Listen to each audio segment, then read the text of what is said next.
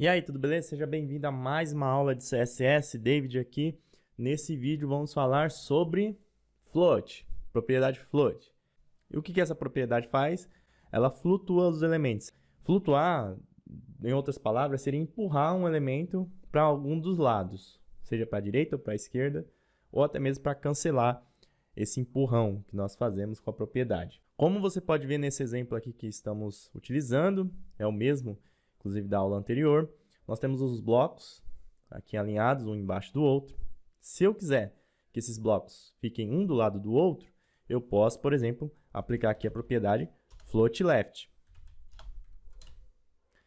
Salvei, atualizei e veja só, cada um ficou aqui do lado certinho. Eu pedi para que todos os elementos flutuassem e eu fiz isso através da propriedade float left.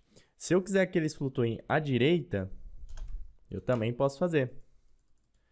E aí você pode perceber que já mudou a ordem.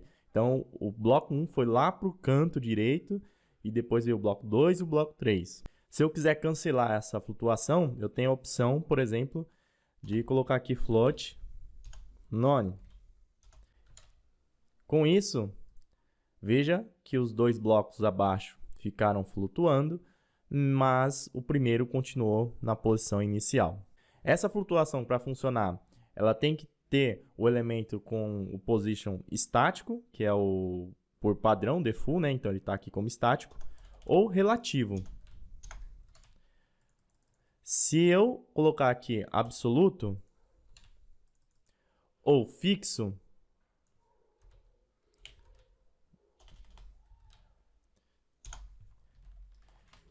salvar e atualizar, não vai funcionar. Então, a propriedade float funciona apenas com os positions estático ou relativo. Posicionamentos absolutos independentes, essa propriedade não vai funcionar. Tá bom? Voltando aqui no exemplo, eu posso, por exemplo, retirar esse float aqui, colocar só no terceiro. E aí nós temos ó, o bloco 3 e o bloco 2. Vou retirar o 2, aqui eu vou comentar o bloco 2, ou melhor, vou dar display none aqui, para sumir com esse bloco. Display none. Veja só, ficou só o bloco 1 e o 3, um de cada lado. Mas eles não estão parelhos, né? Eles não estão na mesma altura. O bloco 3 ainda está abaixo do 1. Para isso, eu posso colocar aqui float left. Salvei e atualizei. Veja só. Com isso, eu flutuei todos os elementos depois do bloco 1. E o 3 eu deixei específico lá no canto. Então, por exemplo, se eu tivesse um logo aqui na esquerda e um menu na direita, eu poderia fazer dessa forma. Você também pode utilizar o float com outras propriedades. Por exemplo, eu posso colocar aqui margem left. Posso colocar aqui 30px. E ele vai dar o distanciamento.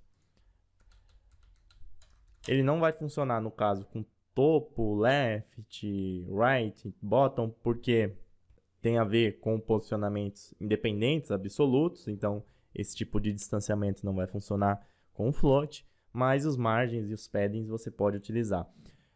O float foi muito utilizado e ainda é muito utilizado para estruturar os blocos aqui do HTML através do CSS. Então, essa propriedade a gente utilizou bastante e ainda utiliza, muitas pessoas, muitos temas utilizam, justamente para ir alocando os blocos de acordo com o layout.